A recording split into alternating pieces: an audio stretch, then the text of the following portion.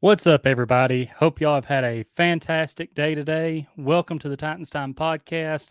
Got a great show planned for you tonight. We got our buddies, the Power Hour and Titans Rossi, coming on with us. Week 2 of training camp is here, and the pads went on this week, which means we're really getting down to business now.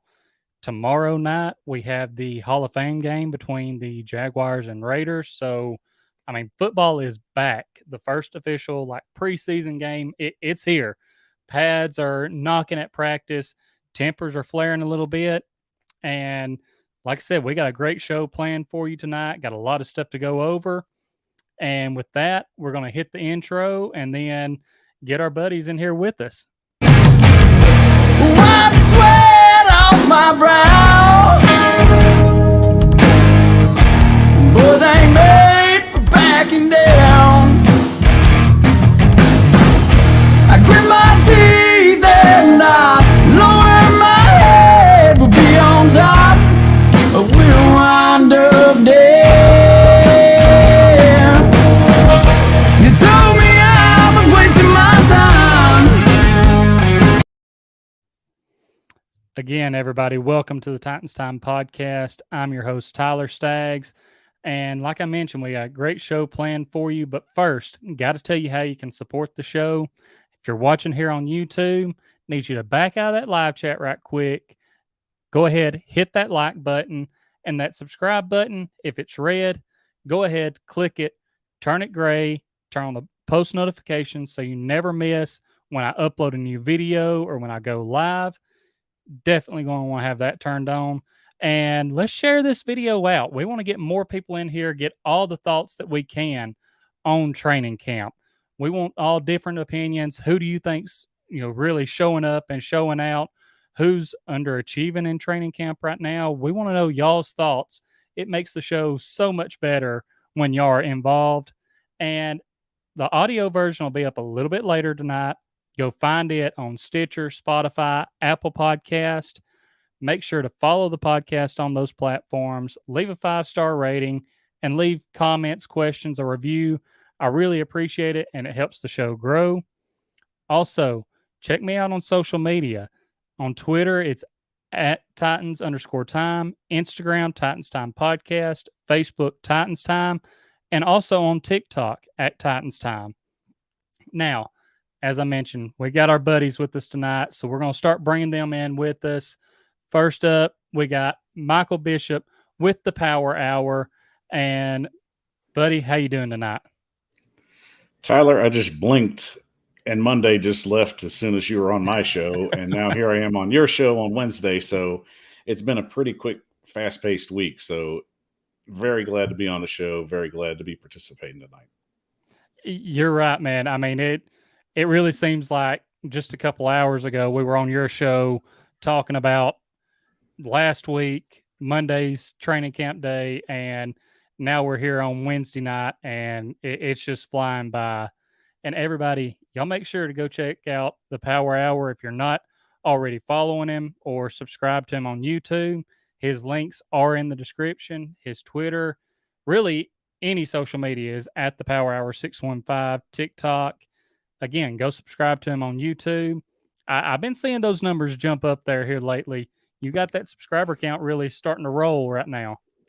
I've got a little momentum going, but it's coming in waves, so we'll just see what happens. The season's getting started, so I don't try and pay too much attention to it, but I'm grateful for everyone that comes by and shows their support and subscribes, so keep on coming over.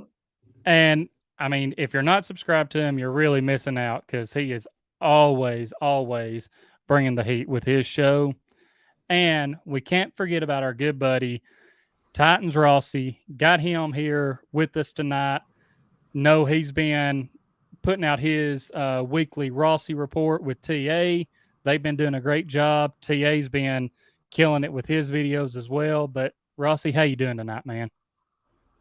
I'm good, man. It's been a good past couple weeks. Training camp. It's amazing how quick it's gotten here. It seems like when we lost that game to the Bengals, it was like, man, we're gonna have to wait so long. But it's here, man. The season's about to begin. And yeah, I'm happy to be here tonight, man. Happy the contents are flowing. There's news to report, and it's it's an exciting time for Titans fans and us. It really is. And everybody, if you're not already, you need to be following Rossi, subscribe to his YouTube channel. He's on Twitter at Titans Rossi and the YouTube Titans Rossi. His links are in the description as well. We do already have some comments rolling in. TA saying tighten up to you as well. Al Pierce, tighten up. Bill Kerr saying what's up. Al saying Michael, power it up. And Rossi, tighten up.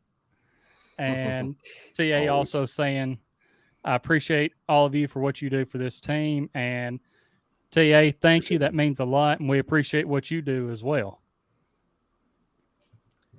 Yeah. So 100%. Starting off, I want to get into, now that the pads are on, this is when we really start seeing who is ready to be out there and get going with this team. I mean, last week we kind of got our toes wet just a little bit. Wasn't that much contact, but now pads are on. You can have some more contact out there. We get to see how Robert Woods and Caleb Farley do when they have a little bit more contact. The pads are on. Guys can lean on them a little bit more. And those guys have still been showing up. But so far from this week, who are some guys that have really stood out to y'all already? Really, I'd have to say Kyle Phillips has just impressed me with the way he's handled himself. The rookie has stepped up and just shown that he's ready to come and play. His footwork is incredible for someone that's just so poised at his size. And the fact that he's able to come out there and start getting first team reps just shows how much of a competitor that he is. Yeah, 100%. I mean, his footwork is something that it blows my mind how quick his footwork is and how he's putting a lot of these defensive backs on skates already. I mean, he's just, I mean, to the point where you have Kevin Byard deciding to get out there in, the tackling drill and being like, okay, Rook, I got to bring you down a couple of notches here, show you that, you're good, your footwork's really good, but you're not always going to get past a veteran. They're going to know how to break it down and really slow you down. What about you, Rossi? Man, there's been quite a few impressive players this training camp, but and I think all of us would agree with this one. I don't know if you mentioned him early, but McCreary has just been fun to watch. The guy is just a dog out there. He's ruthless. There's been a couple plays where he's got pushed around a little bit. Burks shoved him away one time, but I like that he plays like that. I like that he's aggressive. I think he's going to be the type of player that he's going to learn a few lessons. He's going to learn a few lessons first few games coming out, depending on how much he plays. I imagine he'll be playing a lot for us, but I think he's going to, probably get it a few times and then kind of learn how to reel that in, because there's probably some times where the coaches would want him to, back off a little bit. And but he's an amazing athlete. When you look back at the draft, and a lot of people questioned it, why are we don't need that right now and this and that. But I mean, honestly, we really did, because you don't know if Farley's going to pan out. I hope he does. Farley looks great. He looks fast. But man, it's good to have that depth. And you think about how this secondary could turn out. Man, it could be one of the best secondaries in the league if they stay healthy. Yeah, for sure. And that's really kind of scary for opposing teams to think about, if this secondary lives up to their potential of what we're seeing right now. we know what we have in our front seven. Like this, this could be one of those things where this defense is just spectacular this year, and teams don't know what to do against them.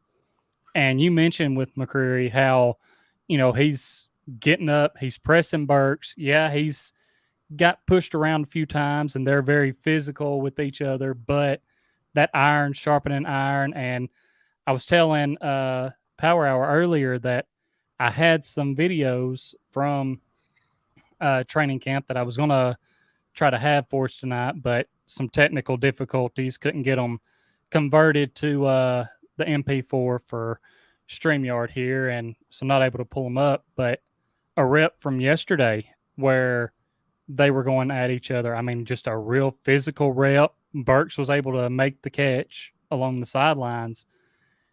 And like you said, McCreary's going to have some moments in games where he really gets that welcome to the league moment, and he may get put on his butt, but that heart that he has and the fight that he has, he's going to keep coming right back, and he's going to get you. He's got burned a couple of times, but then turn right around the next play, and short arms or not, found a way to knock the ball out and break up the pass.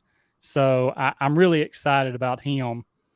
Got some more comments rolling in. My wife saying, tighten up, football season is so close.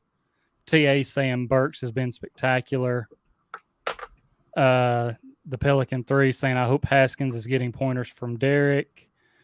And Bill Kerr saying, if things work out, we will have 4 rookie starters. That don't happen on the good teams. With TA mentioning Burks, I want to move our focus just to the wide receiver room. And this honestly might be the most competitive that I've saw this wide receiver room in the last couple of years for like training camp and guys that that are fighting to make the team. I mean, at this point, I honestly don't know if the Titans keep 6 or 7 and who they actually keep. I mean, I know you'll have Burks, NWI, and Woods. And after that, I could see a lot of guys being interchangeable.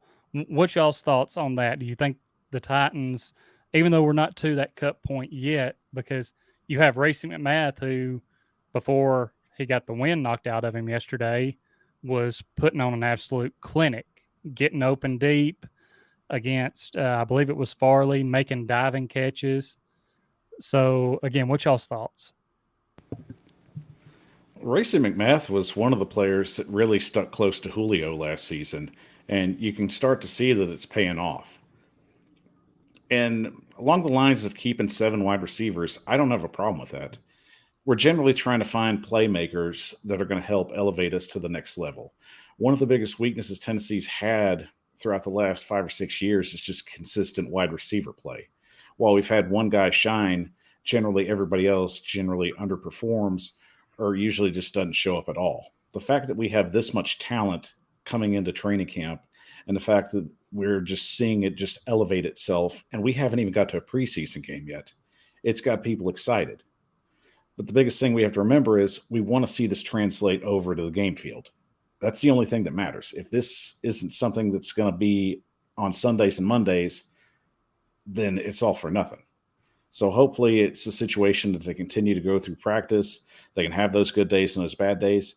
But essentially the main focus, if these guys can come out on Sundays and handle their business and show that they're ready to elevate this wide receiver room, then this offense might surprise a few people this season. For sure. Yeah, Rossi, I agree what's your with you thought? there, Mike. Oh, sorry. No, I was gonna say I agree with you there, Mike. On that, for sure. But you look at last season and all the injuries that we had, and then, the big question is, are they going to keep 3 QBs? Are they going to keep how many running backs? Blah blah blah. I just think you got to keep 7 wide receivers. Just me personally, just because you never know. They go down. Seems like they go down easier than some other positions for whatever reason. Racey McMath, when he came out of college, I mean, the guy at the NFL Combine, he ran a 4.39 40, and he's not a small guy. I mean, he's a super talented athlete. For whatever reason, he never really produced in college like they thought he was going. I think he was behind quite a few people and didn't get the playing time. Yeah. But at his pro day in LSU, he ran a 4.34 40.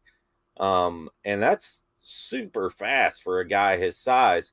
So he's intriguing. I mean, I think he's a guy that they've liked the whole time, right from the get-go. I think he's going to make the team. I think Des Fitzpatrick is a lock. Obviously, Phillips is a lock. And then you got the battle. You got Burks, Woods, Fitzpatrick, Phillips. I think McMath's a lock. Then you got kind of the battle for, if they keep 7, those last 2 spots. Obviously, Westbrook's a lock too. So you kind of got a battle for one more spot. So that'll boil down to, Josh Malone, Kinsey, Hollister, maybe Reggie Robertson, or Robinson. I think at this point, Kinsey's kind of on the outside looking in. If they keep 6, he's definitely on the outside looking in. If they keep 7, I think he's got a shot. Now you got Malone kind of creeping up the back end too. So, of course, I would love to see Kinsey make it. I think he's really improved a lot. He's a guy that's, and all biased aside, I think he's a guy that's really impressed me as well. I mean, in camp, there's videos out with him one-handed catching and all this stuff. But the competition, all in all, man, it's been fantastic to see. And if you look back to last season, everything was so hyped up. I think if you look at the guys that we got now, as far as a depth on the depth end, I feel like they're more talented than last year's. So it's fun to watch. Yeah, it really is. And, I want to hit on, see, one thing I do disagree on. I don't know that Dez is a lock for the roster. Yeah. And part of this comes from, I saw what he's been able to do in like the one-on-ones, but I believe it was Paul Kraharski that tweeted out that, he was struggling in like 11 on 11. So when it's actually offense against defense and where you need to be going out and making plays, then he wasn't doing as good. It's easy if you're out there, the quarterback's throwing you the ball and all you have to do is go up against the corner that's right there on you.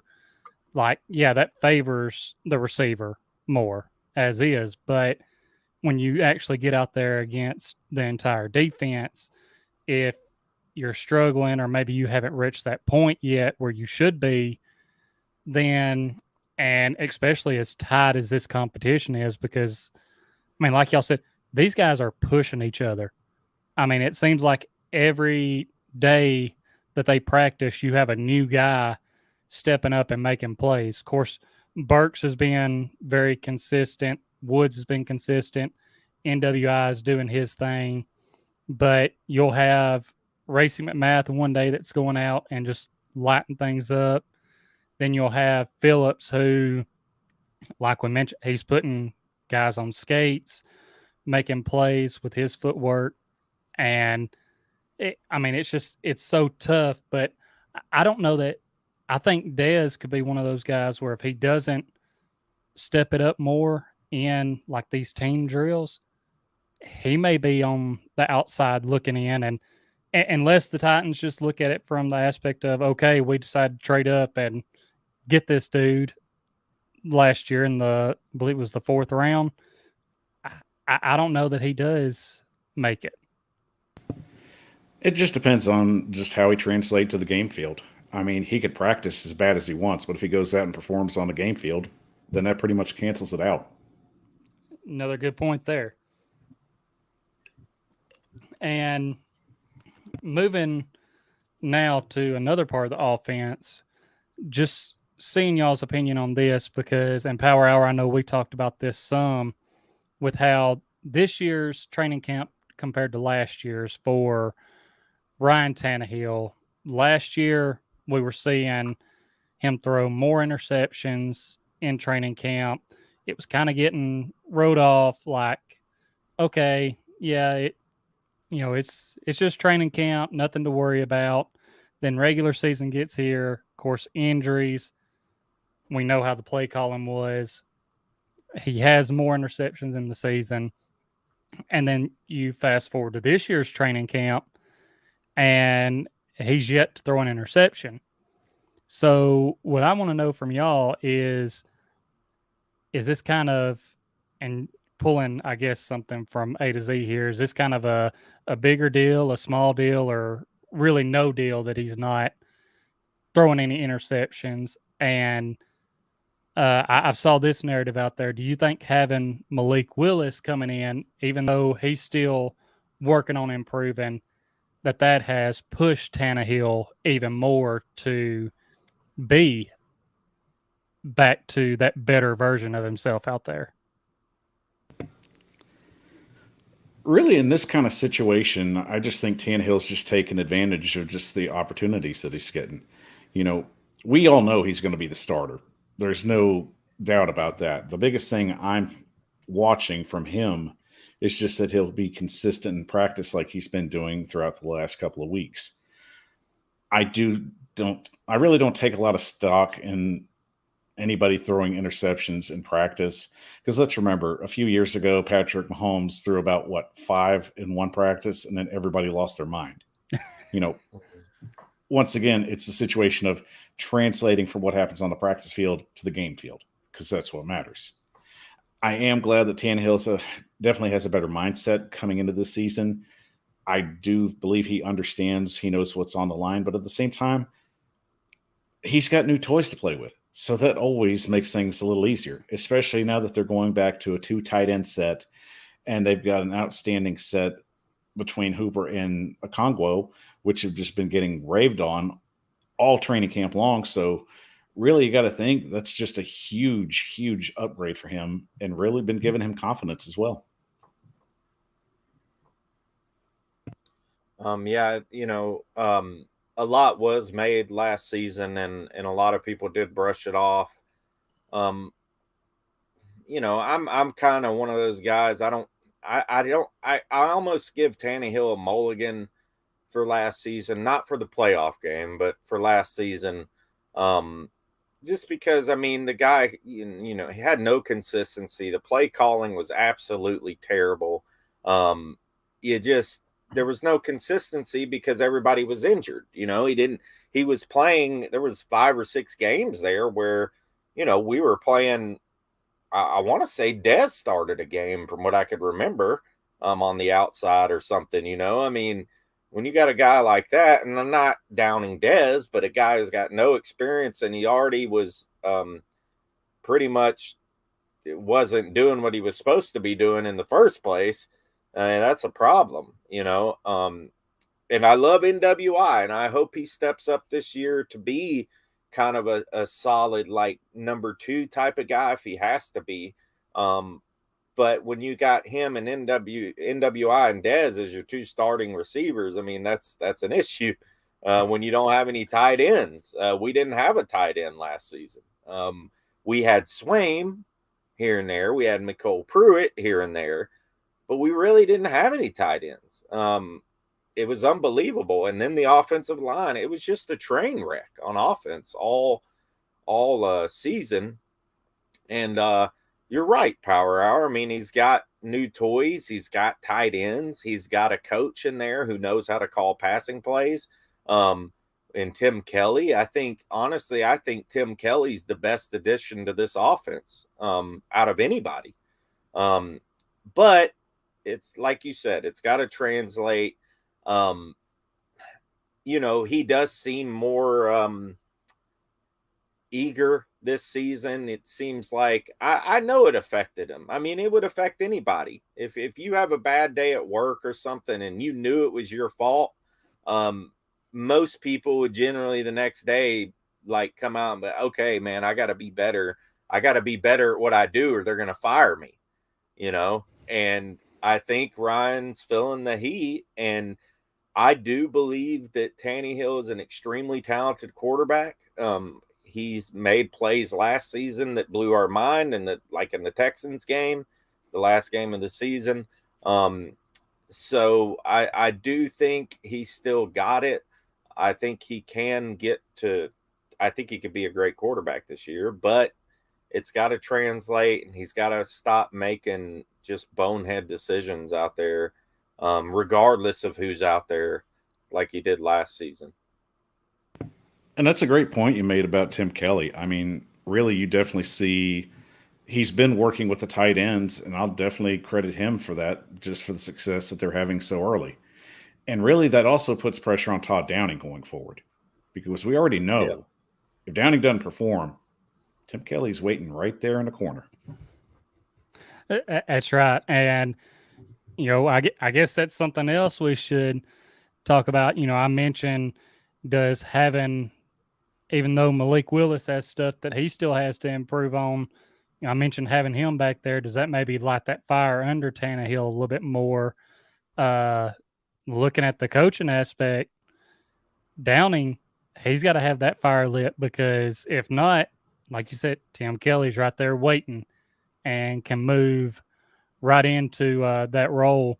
And y'all made some great points there. And like you said, Power Hour, it has to translate to the games. And thinking back to last training camp, and one difference between last year and this year is, even in training camp, Ryan Tannehill was having to deal with different targets pretty much every day. You had receivers missing practices because they would be out with injuries. So he was never really able to develop that chemistry with any of his main guys. And now this year, so far, knock on wood, everyone, he's getting to build that chemistry with everyone. He's getting to build it with Woods, with Burks, Phillips, Okonkwo, and Austin Hooper. And maybe that is what's leading him to being even more eager this year and having more confidence in training camp and making better decisions, because he knows that he's already built that trust with these guys and knows what he can do with them. So definitely some good points. And want to get to some of the comments here. And Rossi, you kind of hit on this earlier, and I think you put it very well. The Pelican 3 said, how do these receivers stack up against last year's receivers? And I'm going to say, as far as stacking up against them, I feel like the talent that we have right now in the receiver room from top to bottom is better than last year's, because these guys are pushing each other, being more competitive, fighting for those spots. And last year we knew we had our top guys in AJ and Julio. And if they weren't out there, then we were like, okay, well, now what are we going to do? Well, now with how this training camp's going so far, if Burks or Woods aren't out there, okay, we've got Kyle Phillips to go out there, and we know he can get open. We got NWI that can go out there. A video that I was going to have for tonight was one of him against Christian Fulton in the one-on-ones. And, I mean, Fulton is all over him and looks in great position to make a play on the ball, and somehow NWI comes away with it. So what's y'all's Power Hour? What's your thoughts on that? And then, Rossi, we'll get your thoughts as well.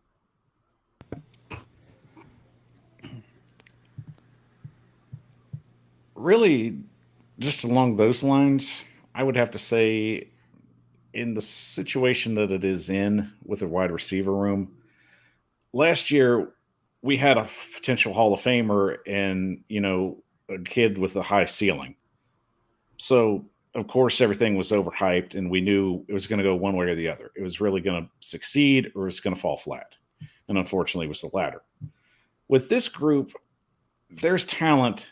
It's raw talent, but there's also a lot of great potential there. We were asking questions earlier in the season. Is Traylon Burks even going to be ready? Is he going to be even on the practice field by the time training camp rolls around? He's in shape now. He's out there competing. He's out there making plays, and he's out there learning, which is also the key part there. So consistency is going to be the biggest thing with this group. They're going to have growing pains. They're going to have a curve that they're going to try and hit just about every time they're out there. But every time they try and play or they try and go out and compete, the main message is they can be an elite group if they want to be. The tools are there. The talent's there. It's connecting it all together. We're trying to make the whole premise of this is to make Derrick Henry's job easier. If Ryan Tannehill has guys that are reliable to throw to, then the running game opens up like it's supposed to. The points get on the board. We win the games. That's the end result of it.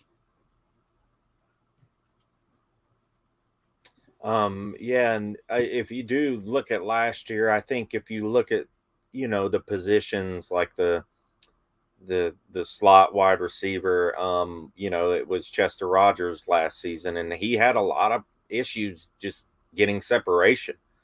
And you compare that to Kyle Phillips. I think Phillips is already an upgrade. Now I know he's not played an NFL game this year. Obviously, speed's different in pads.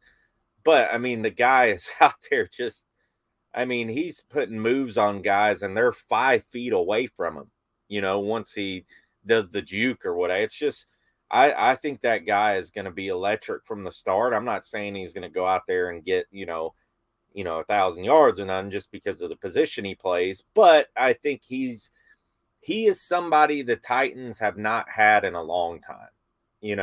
They have not had that type of speed at that position. Adam Humphries wasn't that quick. He was good, but he wasn't, I just think Phillips has this massive upside at that position. Marcus Johnson, I thought was very talented. He just has never been able to stay healthy. That's the issue with last season. Everybody was hurt. Julio Jones never practiced. You can never get any, rhythm with Tannehill. And a lot of people brush that off. Oh, it's Julio, he's always been like that. But you got to keep in mind, the guy was with the same team for 10 years or something. He already had familiarity with Matt Ryan. He came into a new situation with Ryan Tannehill, and we needed him to step up and practice, but he couldn't because of the hamstring or whatever else it was with him. I don't know. But I think like Power Hour said, it's to make it easier on Derrick Henry. That's the perfect statement, man. Nobody could have said it better, is to make it easier on Derrick Henry, because that's what this offense is about. That's what it should be about. Now, you do want to take some pressure off Henry, of course. But now we have tight ends. Now we have other pieces that we didn't have last season, and it gets me excited. I think overall, yes, this is a better group, even with the lack of an experience. Just for the pure fact of they're young, they're quicker. I think they've kind of gone more for speed now, which I like, because a lot of these successful young receivers in the league are speed guys, shifty guys who get separation. So, I think it is a better class than last season. Now, last season, before the season, we probably wouldn't have said that, right? Everybody was saying we had the best wide receiver group since, ever. And I fell into it too, and I think we've kind of learned a lesson. Well, I know, I have. So, still got to be a little hesitant. Still got to see what happens on the field. For sure. And like you said, last year, we all fell into it. We were looking at just this offense in general. We were like, what defenses, what are you going to do? Like, yeah, sure, stack the box for Henry. We'll have AJ and Julio out there, and you can only double one of them if you stack the box. So, and then, yeah, we We'll leave that in the past. Not dive back into all that. I mean, at times it worked when we had them on the field. Yeah, It did. When good we had point. them both on the field, but that was like rare. Yeah, like Yeah. what 5% of the time. I'm pretty sure we had them for Yeah. Kansas City, and that was about what it would have looked like if we could have had that like every game. Yeah. That's what it would definitely Right. would have looked like. Some more comments here. We got them piling in. JD10 says Tim Kelly is in a great position for our passing offense to succeed. My wife says Downing definitely has to show out this year, or else we give him the boot. TA saying this year's weapons are way better, and all around, I mean, I have to agree. And JD points it out, the tight ends are definitely much better, and that's going to make a huge difference. Tighten Upload Network saying tighten up, everyone. Tighten up to you. Glad to have you here. My wife says for sure agree. Talent is spread out more this year versus being concentrated on a few people last year. Upload saying hold the brakes on Phillips. Let's see what he does versus some quality corners first. And that is, I wanted to hit on that because that's a really good point. We've saw what he's doing against these lower end defensive backs that the Titans have right now. But when you hear about some of the media that's there saying, okay, Kevin Byard jumped in on him against this rep and he struggled to get open, that's where we're going to, like you mentioned earlier, Power Hour, seeing it translate to the games and him actually going against other corners and corners that are higher up on other teams' depth charts, because we're going to have to see him do it against those guys. Yeah, it's great if you can get open against this practice squad DB, but we need to know that you can come out here and do it against a guy that's going to be on this team's 53-man roster and, get open for Tannehill to actually have a place to put the ball.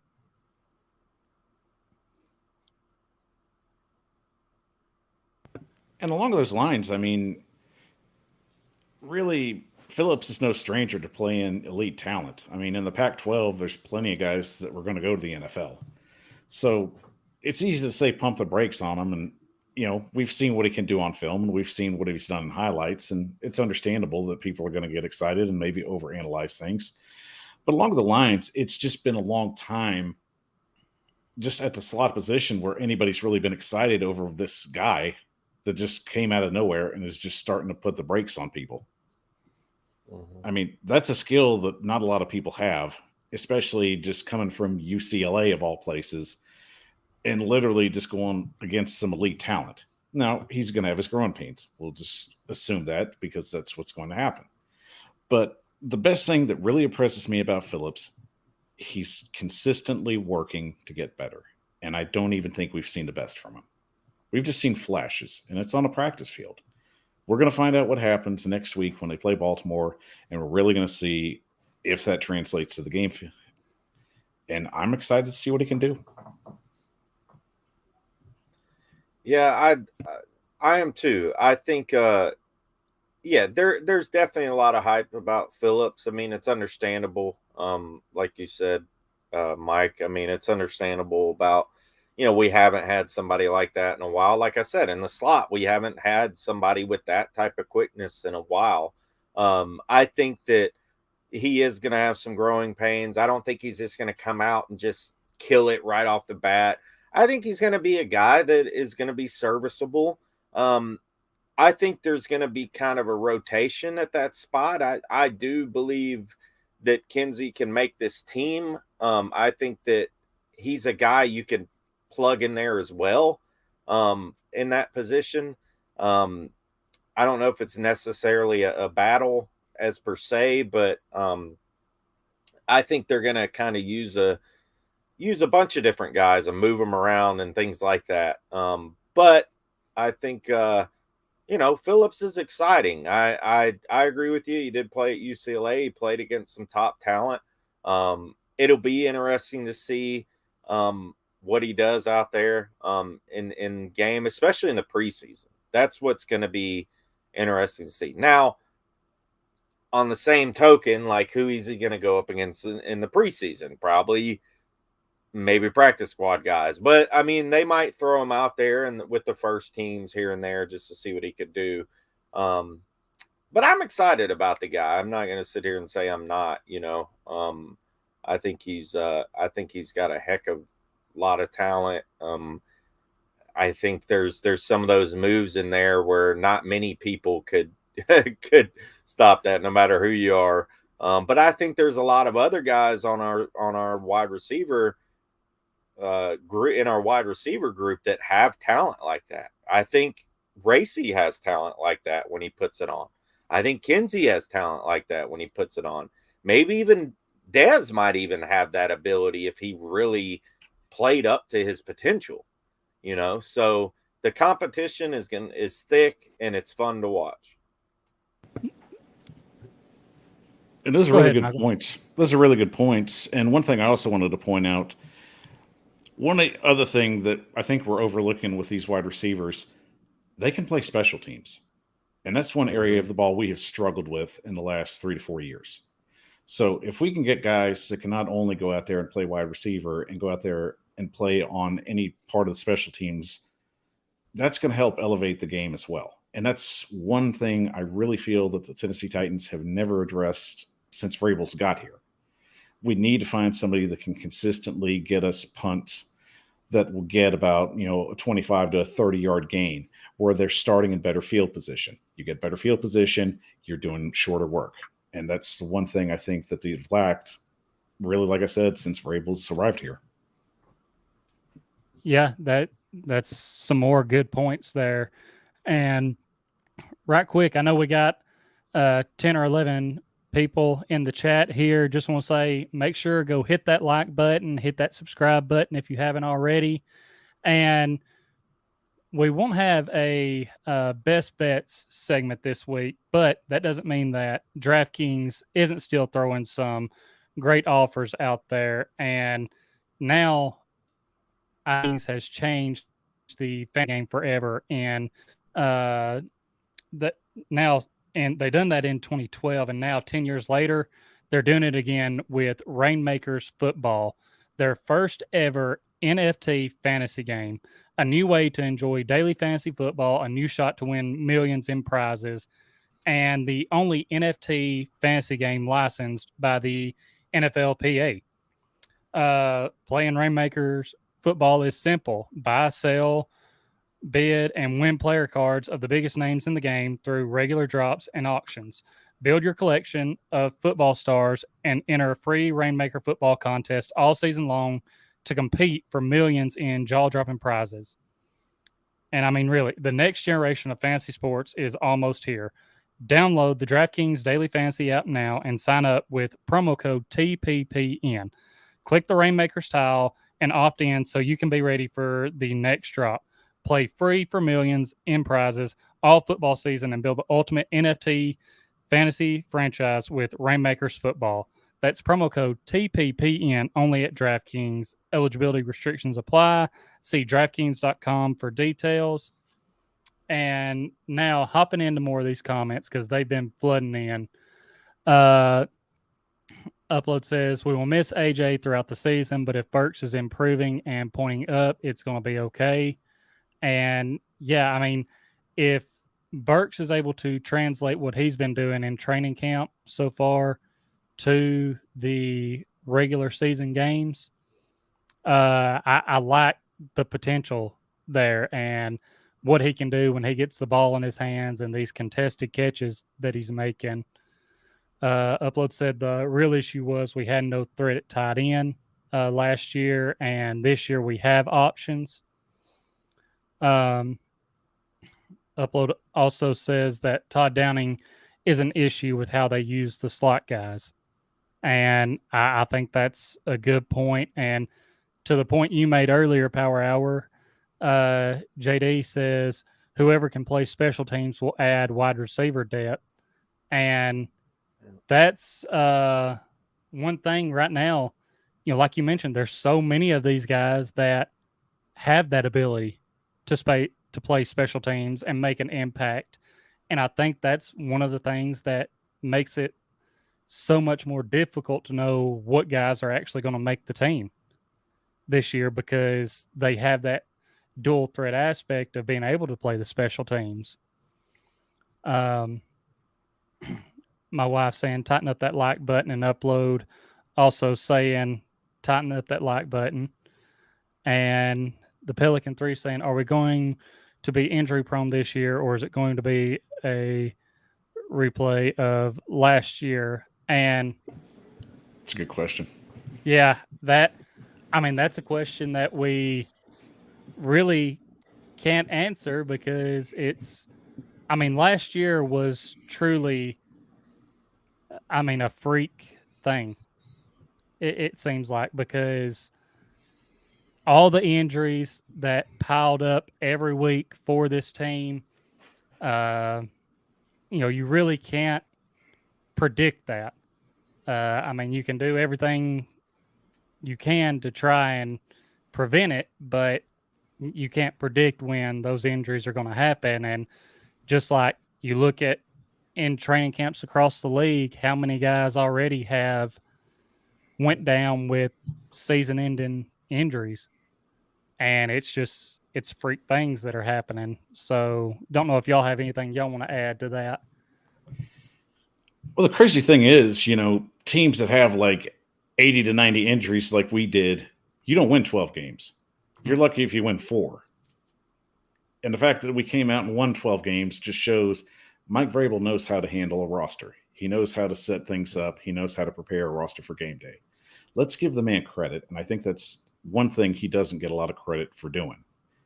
If there's anybody in the NFL other than Bill Belichick that knows how to set a roster up for game day, it's Mike Vrabel. Great point. Yeah, and as a Titans fan last season, I would have to say, for me personally, it was one of the, I think, most proudest seasons as a fan that I've ever witnessed. It's just amazing how they came together. Now, it didn't end up like we wanted it to, but just the heart and the determination. They'd lose to the Jets and then come back and beat, an awesome team like the Bills. It was just amazing how he was able to put that team together. And I don't think it's going to be like that again this season. I know they've done some things different in preparation and things like that. You never know, but it was a freak thing. That doesn't happen just every team every year has more injuries than most or whatever, but I just don't think it's going to be like that this season. I think they're going to be better prepared, and of course there's always going to be injuries and things like that, but hopefully it's not near what it was last season, because that was tough, man. That was a tough one. Every week it was like, all right, what do we got? I imagine how Vrabel felt, and J-Rob, golly, what stress, but they killed it, man. They handled it well.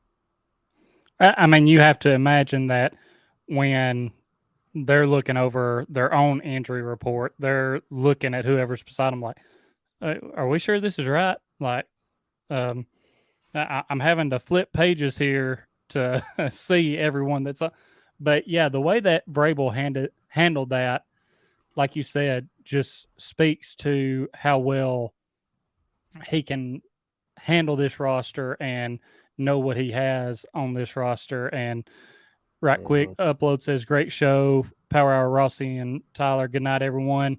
Hope you have a great night, Upload. Thanks for tuning in and for all the comments. And then we have Ray-Bans 805 in the chat saying F the Titans. Ray-Bans, who's your team? I'm just wanting to know who your team is so we can at least know who's coming at us here. All Ray-Bans, all these flavors, and you choose salty. Yeah. I I didn't mean, see we. him in You the choose chat. salty. I mean, only thing for me, we hadn't even took a shot at another team tonight, so I don't know what's caused him to try and go for the throat there. I don't know if he wants to put a team out now. They're probably going to get shot at now. Yeah, I mean, Yeah. Ray-Bans, let us know who your team is. We want to see what we're going up against. I mean, if it's the Colts, hey, y'all focus on winning in Jacksonville and actually making it back to the playoffs or trying to win the division. But good luck with that. Good luck. Good luck with your wide receiver room. Yeah, if it's the Browns, good luck with whatever comes of that situation. Yeah, you got I more mean, problems to worry about than us, man. I mean, see how everything works out in court there. But yeah, just love going back and forth with people on here. It's always fun. Rossi, I know you love stirring things up on Twitter, whether it be about the Titans or about the Colts. Always getting people fired up and never backing down. So gotta shout you out for that and appreciate that. I love it. See, Rossi's quiet now, so Yeah. he's sitting on something. He's sitting on something. He's waiting for the response. Yeah, he's just waiting to see who that team is. He's like, I got to know what response He's ready to go. with here. He's ready. Please tell us. I don't even see it. I have the comments on the right side. I don't even see the guy's name in here, but yeah, please tell it. Please tell us it's the Colts. Please, we would love to just spend about 5 minutes berating you. No, but it's what it is, man. People are gonna be people. And what should be the Jaguars? I mean, we've beat up on them enough as it is. Oh man, yeah, they paid Christian Kirk like $800 million. He's not even a freaking number one receiver. I don't know if y'all saw this or not, but Colin Cowherd, which I don't even like mentioning his name, but Colin Cowherd. I saw this on TikTok from his show where he was ranking his top 10 wide receiver and quarterback duos for this year. And one that he had on there was Trevor Lawrence and Christian Kirk. So thoughts on that? Because seeing some of the guys that he had on there, I was like, I feel like there's still some better duos out there than that. I mean, listen, he can do what he wants. It's his own show. It's his format. It's his opinion. More power to you. I mean, honestly, he's picked the Colts to win the division the last 4 years. How's that worked out for him? All you got to say right there. I mean, and Al Pierce says that the troll was nuked. So Al took him out to the woodshed and or behind the woodshed and took care of our problem for us there. You got to be careful, Al. That's considered war crimes in some countries.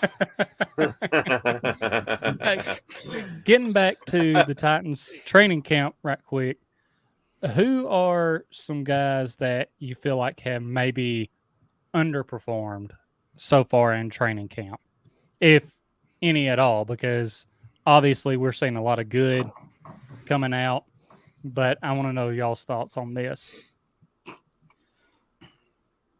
Well, I mean, with the information we have, it's really hard to just pinpoint like anybody that's had just a bad go at camp so far. You've heard guys just have moments, but not really just anything major. Along the lines, one thing I'd like to see is, some of the players that we haven't heard a whole lot from, like Hassan Haskins, we want to see what's going on with that situation.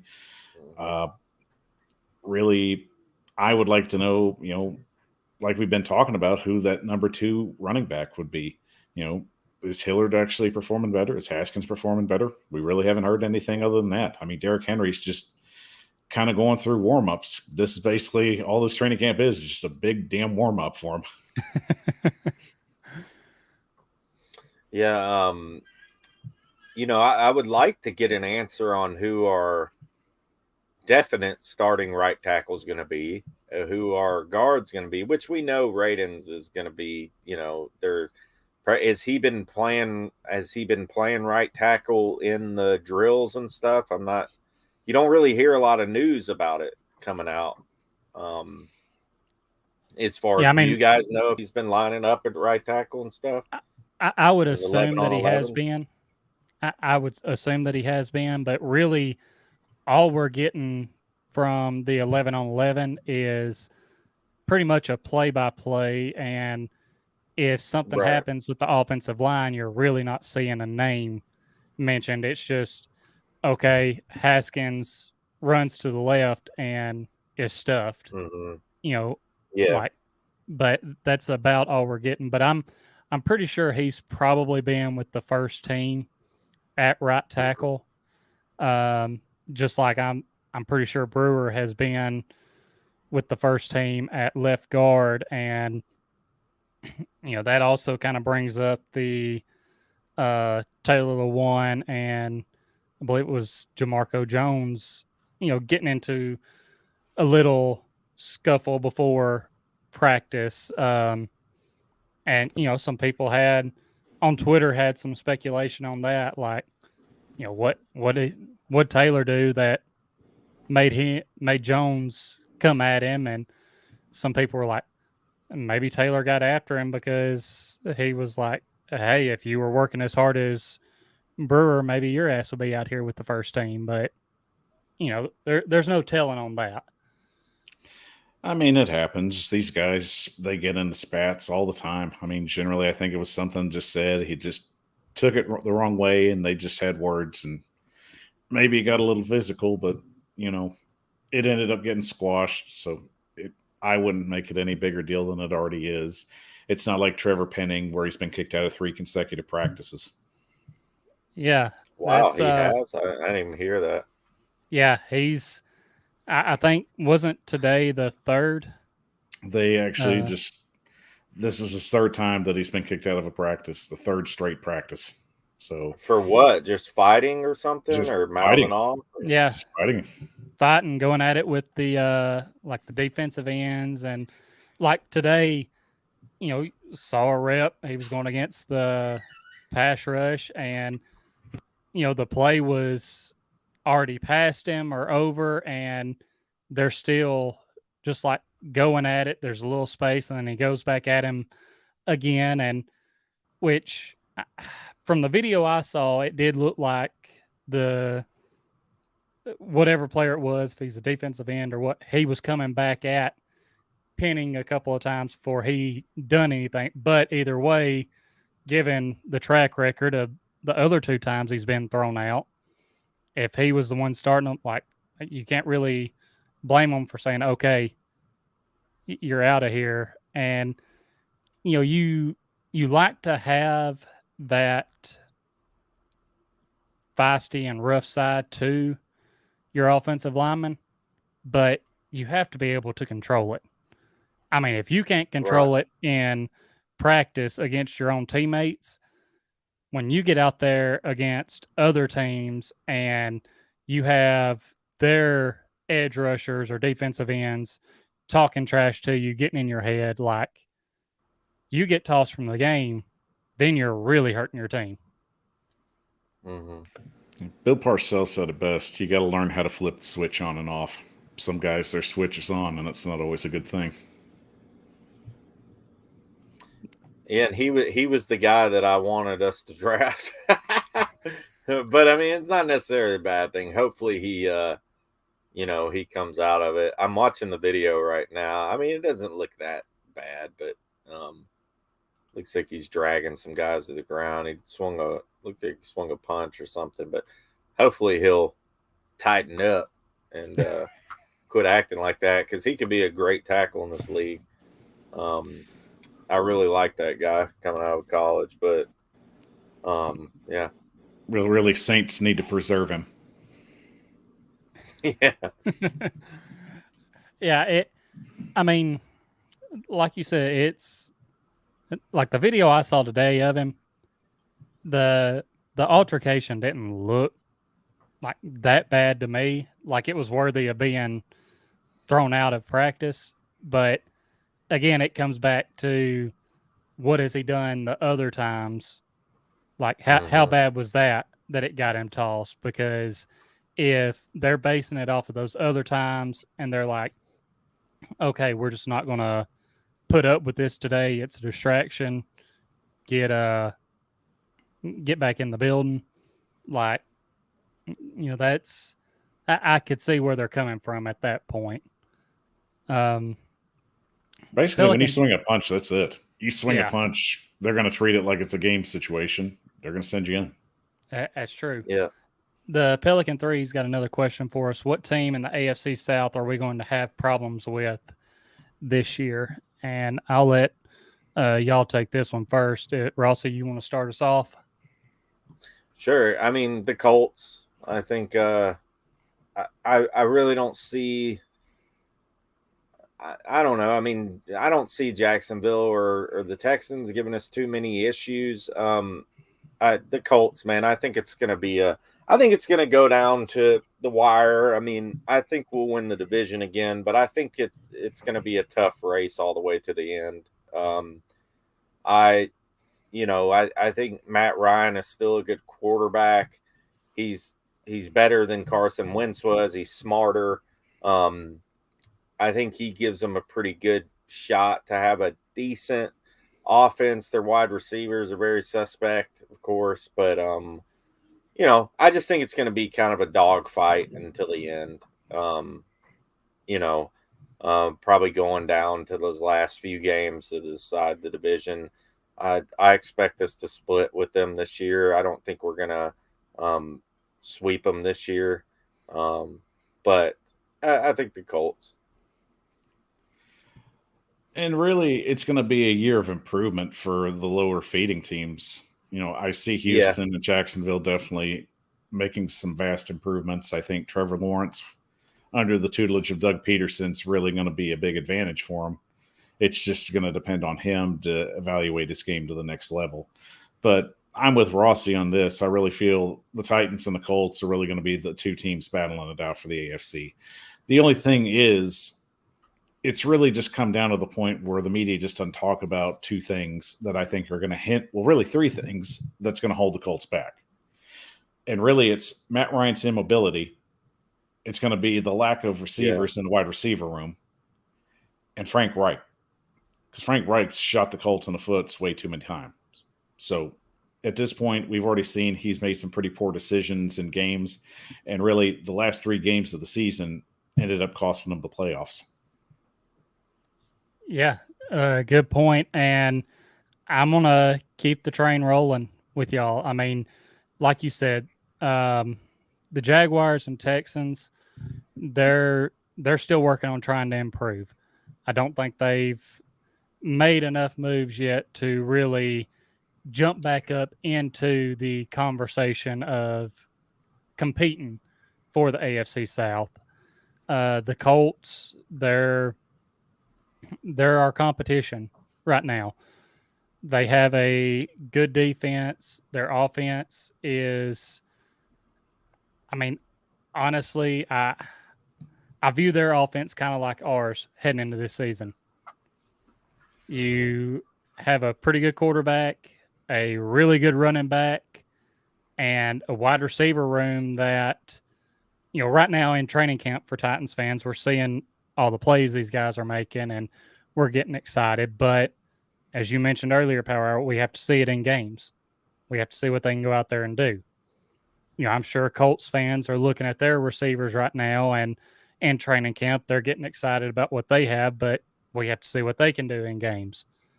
So I think that they are our competition.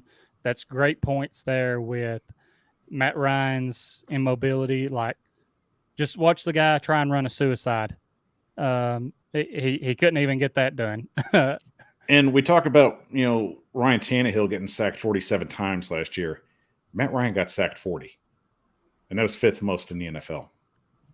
Wow. Mm-hmm. So that, and yeah, they had some games last year where Frank Wright, his game plan going in, he changed it up and it cost them. I mean, honestly, when you have a back like Jonathan Taylor, as good as he is, like I feel like you have to kind of base your offense similar to the Titans. Like feed Taylor the ball and get teams biting on that play action and make it easier on your receivers and quarterback. I mean, you have Matt Ryan back there now. I agree with Rossi. I think it's an upgrade from Carson Wentz, not mobility wise, but as far as knowing the right play to go with or who to go to and not necessarily forcing it into a bad situation. But yeah, ultimately it's going to be the Colts, and I'm also with Rossi. I think we probably split with them this year just because it's a team like that. It's hard to sweep them, a couple years in a row. But I would definitely love to sweep them again, just so we get closer to, I guess, evening out that series record against them, so that's one less things Colts fans can try and throw around from living in the past. They don't want to look at what's happened the last couple of years. So, and Al says, ever wonder what a horse looks like with a sword stuck in its back? Go Titans, kick Indianapolis Colts tail. Bill Kerr said Matt Ryan is washed up, a statue in the pocket, throws untimely picks entire career. And I won't say he's washed. My whole thing with Matt Ryan is this is a mobile league now. Quarterbacks have to move around, and he's one of the old school generation. And one other knock I have on Matt Ryan, look at the talent that he had throughout his career, and he never did anything with it. You had Julio Jones, you had Mohamed Sanu, you had Tony Gonzalez. Yep. And which the biggest thing, and I heard, again, Colin Cowherd on his show, he was like, he's got the best offensive line he's ever had in his career. And I'm like, okay, but if the receivers aren't getting open, I don't care how good that offensive line is. One thing that helped Carson Wentz last year was the fact that he was able to move around some. Because you look at last year, if it wasn't for Carson Wentz moving around some, we probably would have saw the Titans have a couple more games of like 5+ sacks. The best offensive line he had was the year they went to the Super Bowl. Let's just get that fixed right now. Mm-hmm. And even with a good offensive line, Tennessee's going to load the box on him and blitz him. Yep. He can't handle it. They're going to do what they did in 2019, and they're going to basically throw the house at him. Right. And we have Stanley Wilson saying ready and hopeful of a revamped Tannehill. And, I mean, with the focus that Tannehill's bringing into this season and the confidence, I think we will see that revamped Tannehill. And like we mentioned, he's got some new weapons, and I mean, he's praising all of them greatly. He loves being out there with them and loves what they're bringing to the table. So, and like I said, he's getting comfortable with them and getting that chemistry with them. And I do want to hit on, one of these weapons and talking about Chig, because he's a guy that, if you look back at college, I think one of the knocks on him was his hands, catching the ball. And so far throughout training camp, from what I was hearing, he hasn't dropped a pass yet that's been intended for him. So that's big. And then, you watch the ones from yesterday going against Theo Jackson. Jackson had tight coverage on him, and Okonkwo makes a strong catch. 11 on 11, I think he's been making plays. So, really some some bright spots there with him. Um, I mean, what are y'all's? Because we haven't hit any preseason games yet, and saw him out there against other competition. But for an early kind of prediction, what would y'all like to see from Okonkwo this year?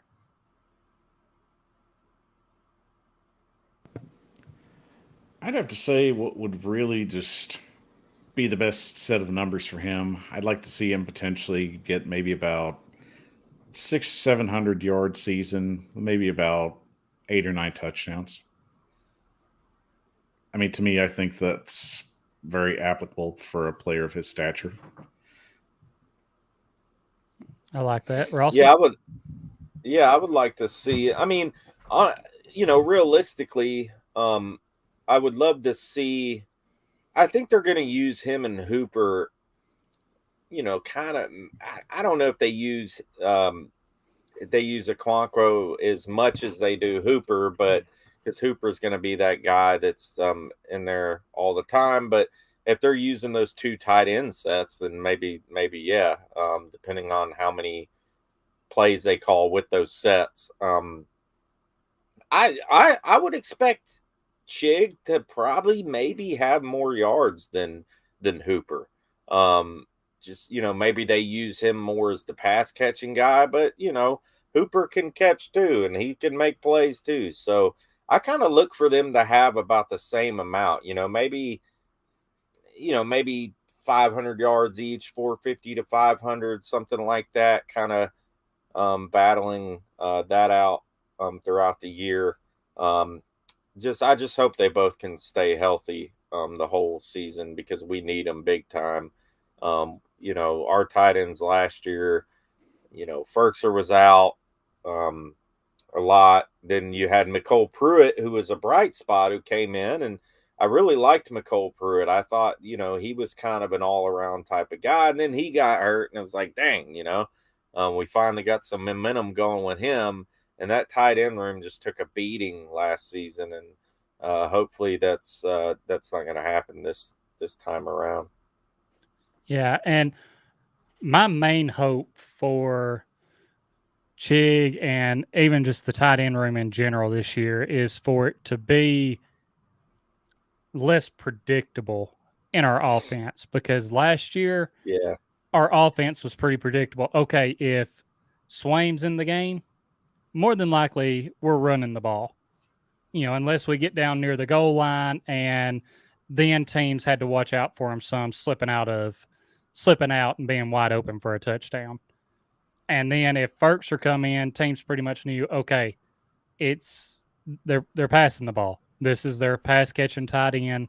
So I want to see us be, I guess, more balanced because, and Rossi, you had a good point. I think Chig could very well end up with more yards than Hooper, just solely off the fact of I see Hooper as more of a guy that can move the chains for us, and Chig is a guy who he can have those big yards after the catch plays and explosive plays down the field.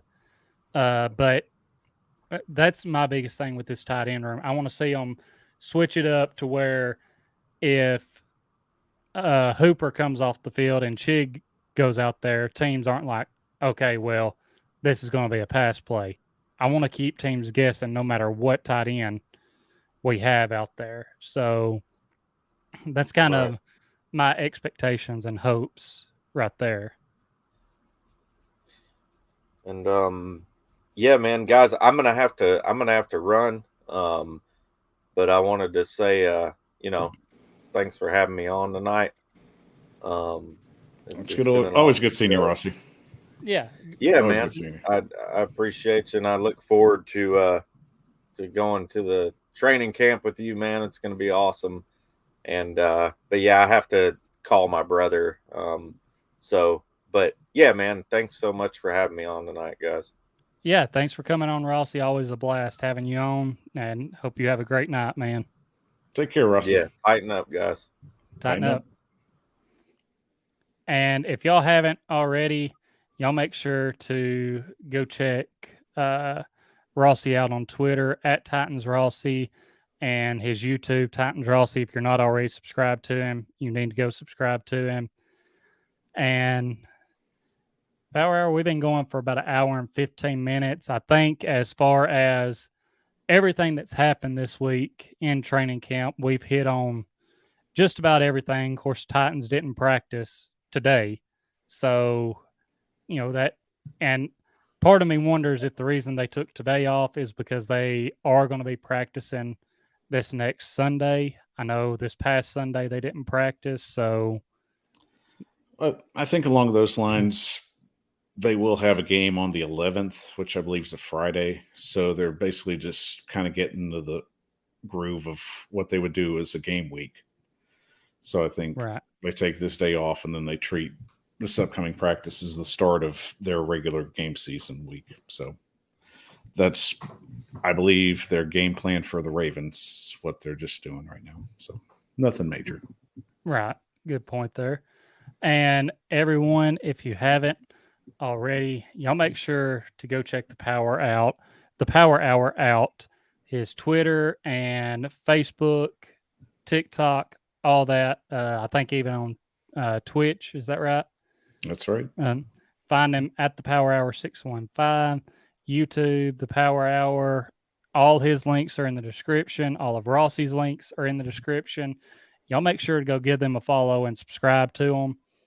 Always a blast having you on here with me, buddy. It's great talking football, especially Titans football, with you. So I really appreciate it. And everyone, go follow me on Twitter at Titans_time, Instagram Titans Time Podcast, Facebook Titans Time, on TikTok as well at Titans Time. Like I said, the audio version of this show will be up a little bit later tonight. Find that on Stitcher, Spotify, Apple Podcast. Make sure to follow the podcast on those platforms. Go leave a review. Leave a 5-star rating. Leave comments, questions. Love the interaction with y'all guys. Y'all have been great tonight in the chat, putting a lot of good questions and comments out there for us. We really appreciate that. Y'all make the show that much better with the interaction. And if you're in the live chat still, make sure to back out. Hit that subscribe button if you haven't already. Trying to hit 800 to 1,000 before the end of this year. I really appreciate it. Hit that like button and share this video out. And Power Hour, I don't know if you have anything else to add, but I think that's all I got. Tyler, as always, it's great being on the show with you. I can't wait to get the regular season going. Just a shout out to you guys. Next week, I believe it's next week, we'll be getting our Madden tournament getting ready. So we'll be dropping a date really soon. So keep an eye on that. We'll be doing live Madden 23 gaming and reactions. So make sure to keep your eye out for a date. Check it out on TikTok. I will drop it very soon. I'm interested in that. I've got my copy pre-ordered, just waiting for it to come out. Can't wait to get that going. So that's definitely going to be a fun time there. Looking forward to that. Exactly. We're going to get a little football in before the real football starts. That's right. Well, everyone, hope you've enjoyed the show. This has been Titans Time. And as always, tighten up. Take care, tighten up. Wipe